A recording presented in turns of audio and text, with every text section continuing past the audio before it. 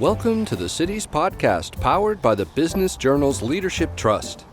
Each episode on Cities looks at a particular topic, challenge, trend, or political situation through the lens of local markets. Our contributors are members of a Business Journal's Leadership Trust. Hi everyone, this is Stephen Ganoza. This is our first episode in our series, How We Get Around, where we will talk with members of the Business Journal's Leadership Trust about how cities are innovating when it comes to transportation. Today, we have my interview with Ryan Weber. Ryan lives and works in Kansas City, where he is a member of the Kansas City Business Journal Leadership Trust and the president of the KC Tech Council. Ryan, thank you so much for coming on the show. Thank you. So before we get into Kansas City specifically, let's talk about your work with the KC Tech Council. Can you just give us an overview of the sort of work that the Tech Council does? Yes, we serve as the regional advocate for Kansas City's tech industry, and we're structured like a trade association. So we've got a number of member companies, mostly larger enterprise companies that fund our organization.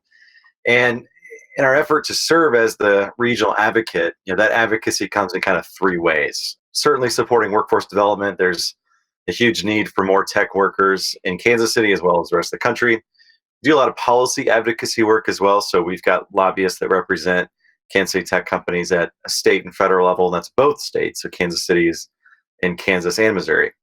And then the third bucket is industry access. So that is access to each other in the community, as well as being a connection point for technology companies who are considering moving to Kansas City or launching new technologies or building new exciting projects in the region. And that access also comes in the forms of events and communications and all sorts of other ways to connect with those in the industry. That's a very brief rundown of what we do at the KC Tech Council. I'm sure it doesn't do justice to everything that you guys are involved in. So, we're going to talk today about one of the initiatives that you're working on, the Hyperloop project. But before we get into that, I just want to take a step back to sort of a high level look at transportation in urban areas, right? In recent years, we've seen some developments, better services, bike share programs, congestion pricing. In the past decade, ride shares like Uber and Lyft have changed how we get around. So being involved in sort of these tech innovations and the Hyperloop, why is transportation something that needs to be continually iterated on? Like, why the continued need to be looking at this? I think since the beginning of American history, where covered wagons were going west, and you're seeing the emergence of those vehicles kind of starting after just walking and horses. There's problems abound with that, and it's interesting to see fast forward a couple hundred years later, how technology is continually trying to solve problems, but also create solutions to transportation and logistics. And we have been a transportation and logistics hub since the day of covered wagons, where they would stop in Kansas City, resupply, and they would either go southwest or they would go west. And because of that, we've been a transportation and logistics hub since then with the river. We're one of only a few major cities in America with a number of interstate highways that run through us. It's been a big part of our economy since the beginning of the city. But when you look at the future of transportation, that's all technology. We're seeing, electric scooters, autonomous cars, even streetcar systems that are being built. And, I think, these assets are being invested in and built upon because we're all trying to attract a young, talented, educated workforce, and they want to live in cities that are very easy to move around, and they don't necessarily want to be in these urban sprawl situations, or suburban sprawl, I should say. And so it's a problem, but also I think it's a heck of an opportunity for cities that have been investing in infrastructure and transportation to really see future economic growth. Because if you have access to transportation, your life is very different than someone who doesn't. And even though that transportation can come in so many different forms, that access to move around your city gives you access to education, jobs, and a much brighter future. So it's an important aspect to invest in regardless. And how is Kansas City doing in terms of investing in its own transportation? Can you get around the city? It's getting better. I mean, I'll be honest, prior to 2014, no. I mean, it was buses, which was a very sprawled system that would take a number of different transfers to get across town and really take a lot of time. And then taxis, and Ubers. That was really your options. Not a lot of bike lanes, not a lot of alternative transportation opportunities were afforded to you. But since then, it's really been changing. So we have a streetcar system now that gives a free ride around a 2-mile loop through the most densely populated section of the city in downtown. Obviously the emergence of scooters and other ways where you can transport yourself around the city. But, we're looking at too, how can we connect other cities to Kansas City, not just with highway systems. And I would view that as kind of old technology and old infrastructure. And that's really where the Hyperloop system came in. And then, because of that technology, it's raised a lot of questions about, okay, let's say Hyperloop becomes a reality. Once people arrive in Kansas City, well, then how are they going to experience our city? How are they going to be able to connect to the arts and cultural assets around the region? And that's going to still a challenge, but luckily we've got a couple of years to figure that out, because that's what tourists and that's what other people are going to expect, is a very easy way to get around the city.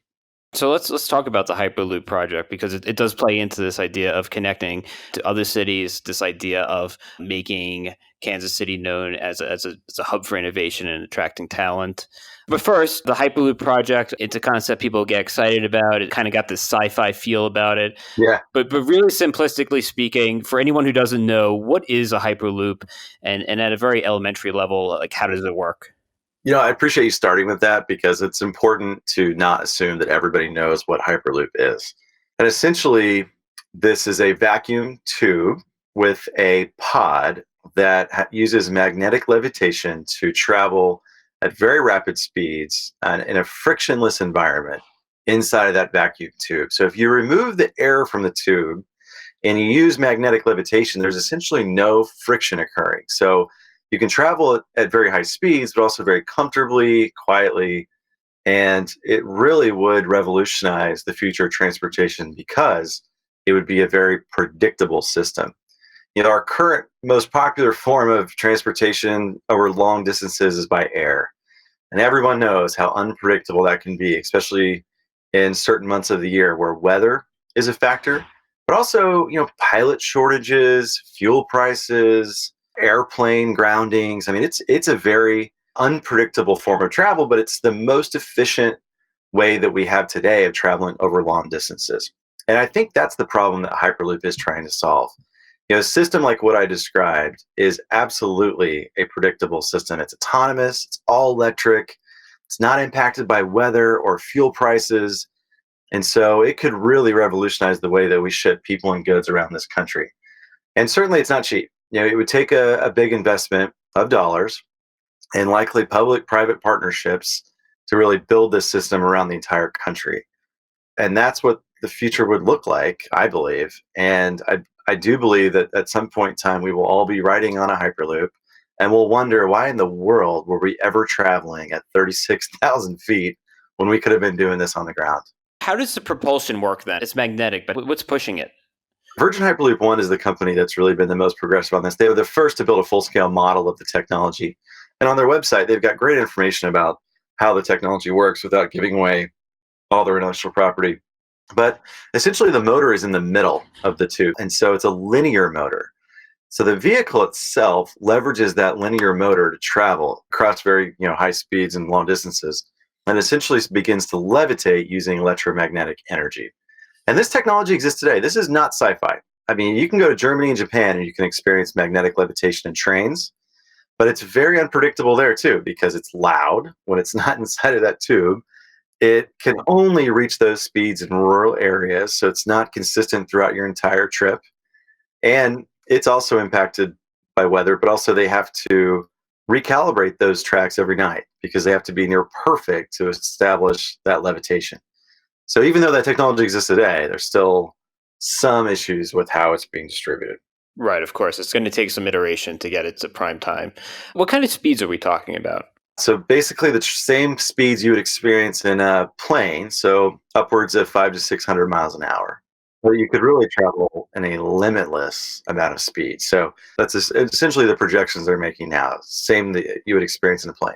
What do you mean limitless? Like, what's the deciding factor there on how fast you go? Well, I mean, there certainly are some limitations. There is some air inside the tube; it's not completely removed, but I mean, yeah, you could easily travel over 1,000 miles an hour and something like that for sure. Wow. Okay. So now let's move to your involvement or the Casey Tech Council involvement in the Hyperloop. How do you guys fit into the development here? So years ago, Virgin Hyperloop One established a competition for states to apply their vision for what a Hyperloop route would look like throughout their state or a region or multiple states. And at that time, the leaders in the state of Missouri were looking for moonshot ideas, things that would really propel the economy, leveraging the strengths that already existed. And this really seemed like something that fit that mold. A couple of people in the state, including the Missouri Department of Transportation, applied for Missouri to be considered. And after those initial steps were taken, there was a leadership group, kind of three of us from the three different markets that were being considered between Kansas City, Columbia, which is in the middle of the state, and where the University of Missouri is located, and then St. Louis. And the goal is really to connect the two major metro areas, but also leveraging Columbia, which is also near the state capital. So it would be another strategic stop.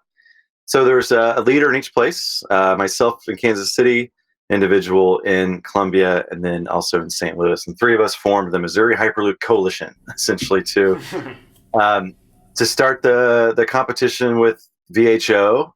And we then sought an engineering company that would do a feasibility study to prove that Missouri was a feasible option, that putting this infrastructure down I-70, which is a major busy corridor of trucks and cars and one of the busiest highways in America, and using that as the proposed route. And so last fall, about a year ago, Black & Veatch and Olson, two engineering companies here in Kansas City, completed that feasibility study and released the results. And to no surprise, mentioned that it was feasible. The proposed route along I-70 would be the most ideal location for a Hyperloop route, and that nearly all of the land that would be needed to do that is already covered in the corridor that is owned by the state. So it essentially be leased from the state to build that corridor. And it would either go down the middle of the highway or from the right side or the left side, but you could still use the land that was already acquired for the purpose of transportation along that corridor.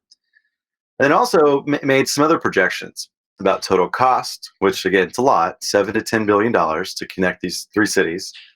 And then they also said that the number of people that travel between Kansas City and St. Louis every day was 51,000 people. And I didn't know that. I figured it was a big number, but not quite that large. So because of the volume that's already existing today, and then also taking into account some induced volume because of this new infrastructure, essentially the cost could be as low as it would cost to drive. So a tank of gas. So $20 to $30 to ride essentially between the two cities. And I think it'll be more of a subscription model where you pay a monthly or annual fee, or your employer does, and you can essentially ride unlimited. And it's not a ticket. You don't go and take the 10 o'clock to St. Louis. You just essentially use whatever device we're using at that time and announce that you would like to depart. And essentially a pod would arrive. You would get in the pod, have a seat, and it just goes. It's point to point.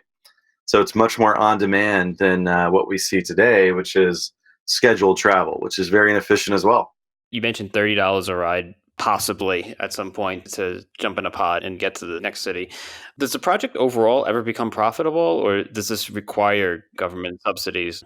Yeah, and I don't think there's any appetite in America for taxpayers to build and fund new infrastructure like this. It's going to have to be a public-private partnership. And that public side of things doesn't need to be cash. We're talking again about leasing right-of-way that already exists. And that could be a role the state plays to make this a much more affordable project. But it will make money because this is a 24/7 system that's going to be moving people and goods very efficiently and affordably. And if I was an investor looking to drop significant capital, this would strike a chord. It's predictable, it would be profitable, and it could consistently run efficiently. So again, I don't think this is something that is going to be funded by taxpayers, and it will absolutely be a profitable system. How many years away is this? Best guess. Yeah. Yeah, I love making bold predictions about this. So my guess is that we could be riding on it within the next 7 years. And I say that because we're only about 2 years in this project, and we've completed a feasibility study. In fact, in a couple of weeks, we'll announce the results of a statewide panel that was brought together by the Speaker of the House in Missouri to analyze all sorts of different things with this project. And so it's called a Blue Ribbon Panel, and that report will be released here in a couple of weeks in October. And that's like kind of the final step as far as how we would fund it, how we would regulate it, how we would essentially build the full-scale Hyperloop project. And so the next steps would be to do that. The company's actually announced that they would like to build a certification facility. And essentially that's proving that the technology at full scale is safe for people to ride on it. We think Missouri is strategically located to be the host of that certification site and facility. And it would be a multi-mile track, so it'd be very linear. That's probably the most upcoming opportunity. And then the long-term opportunity would obviously be the first to build a working system. And there's a lot of opportunities in being first with this. I would say that maybe that's not the case with all technology. Sometimes you kind of want to let others see it first. And then if you look at the entire globe, this won't happen in America first. This will likely be available in India and the Middle East before it's built in America. And so we will get a chance to learn from others. But as far as being the first in this country, there could be, and I believe there will be, extreme economic benefits from that. 7 years doesn't sound bad. I mean, that's how long it takes the MTA to fix a subway station in New York City. So yeah, right. So I think that sounds perfectly reasonable. It all comes down to, I think, not just money. I don't think this is something that's going to be difficult to fund. Yeah, there is some hurdles with construction and materials and all that. So their CEO has said within the next decade. I'm pretty bullish that we can start to get this going as soon as possible. Awesome. I do want to make sure we touch on the non-transportation benefits of a project like this, right? How a large-scale project like this could establish Kansas City or help to further establish Kansas City as a pioneering tech hub. Can you speak about some of the extra benefits if this project is successfully executed? Yeah, I mean, I think it's already been a project that's gotten a lot of national and global press. And even though that's a nice benefit, what I think is also occurring is that we are, like you mentioned, kind of reestablishing ourselves as a transportation logistics hub and really being an early adopter of this technology. It changes perception. And I think that's extremely important in today's age for your city to have a perception as a progressive, technology enabled place. And those are the kind of places that people want to live and they're drawn to. Cities that can sort of articulate what the future is going to look like. And so there's going to be a lot of impact from that, just from a perception standpoint.